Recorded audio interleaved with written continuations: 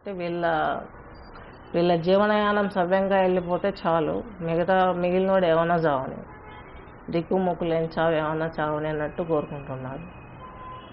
కానీ ఆమె అంత మంచి మనసుతో కోరుకున్న భావాన్ని తీసుకొచ్చేసి చరిత్రహీనురాలుగా ఆమెకు విష్ణుమూర్తి కావాలని కోరుకుంది. ఆయన వచ్చి గర్భంగా పాతివ్రత్యం జడగొట్టాడు, ఆమె భర్త చనిపోయాడు.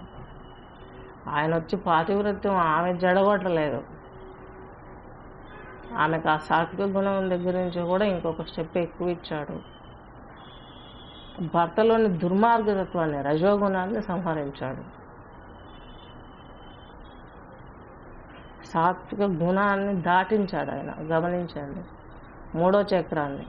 ఆమె ఏదైతే సాత్విక గుణంలో కూడా కోరికను కోరుకుందో, నా భర్త రాక్షస గుణం, రజోగుణం నుంచి తీసివేయనేది, ఆ రజోగుణం నుంచి దాటించడం కోసం అతన్ని సేవ్ చేశాడు, యుద్ధంలో ఓడించి పరమశివుడు. ఇక్కడికి వచ్చేసరికి ఆ మహాతల్లిని కూడా నిర్గుణం వైపు నడిపించాడు, కోరికలు లేకుండా చేశాడు.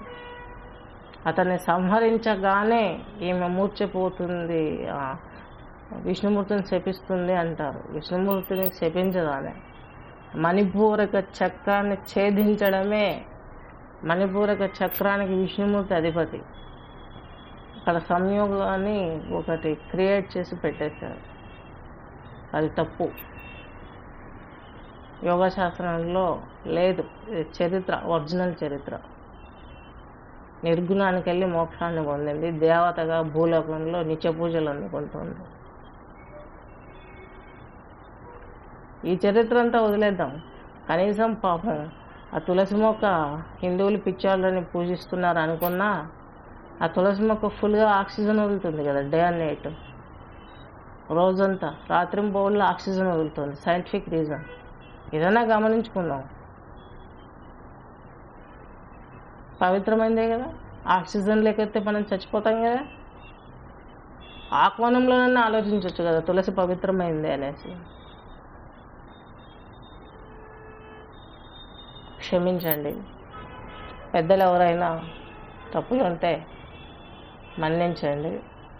తెలుసుకోవడానికి నేను సిద్ధంగా ఉన్నాను, వాదించడానికి మాత్రం నేను సిద్ధంగా లేనండి. వాదించి అలసిపోయాను. నాకు నా దేశమే ముఖ్యం, నా సంస్కృతే ముఖ్యం. మానవులంతా నాకు సమానమే, అన్ని మతాల వాళ్ళు కూడా సమానమే. సెలవు.